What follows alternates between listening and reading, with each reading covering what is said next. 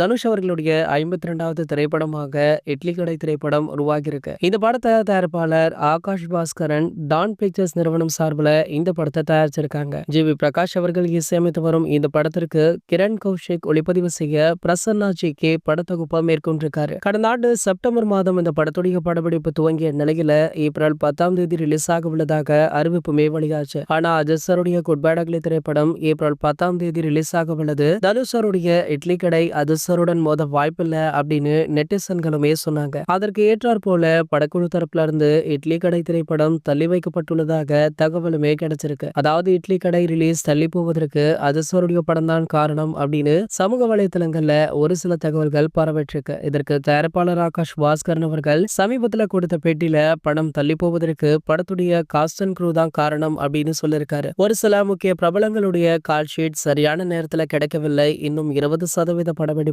Balance இருக்கு அப்படின்ற மாதிரி பேசியிருக்காரு. சோ ஆகையாலதான் படத்துடைய ரிலீஸ தள்ளி வச்சிருக்கோம் அப்படின்ற மாதிரி இவருடைய தரப்புல இருந்து தகவலுமே வெளியாகி இருக்கு. இன்னொரு பக்கம் பாத்தீங்கன்னா குட் பேட் அக்லி ரிலீஸ் இருக்கு இன்னும் 18 நாட்கள் தான் இருக்கு அப்படின்றதுனால படத்துடைய ட்ரெய்லருக்கான அறிவிப்பு தற்போது வெளியாகி சமூக வலைத்தளங்கள்ல வைரலுமே ஆகிட்டு இருக்கு. அதாவது இந்த படத்துடைய ட்ரெய்லர் அடுத்த வாரம் வெள்ளிக்கிழமை வெளியாக உள்ளதாக செய்திகளுமே கிடைச்சிருக்கு. இந்த படத்துடைய ட்ரெய்லரை கொண்டாட உங்கள யாரெல்லாம் ஆவலுடன் காத்துட்டு இருக்கீங்க அப்படின்றத கீழே உள்ள கமெண்ட் செக்ஷன்ல கமெண்ட் பண்ணிட்டு நம்மளுடைய அஜித் 360 சேனலை மறக்காம சப்ஸ்கிரைப் பண்ணிக்கோங்க.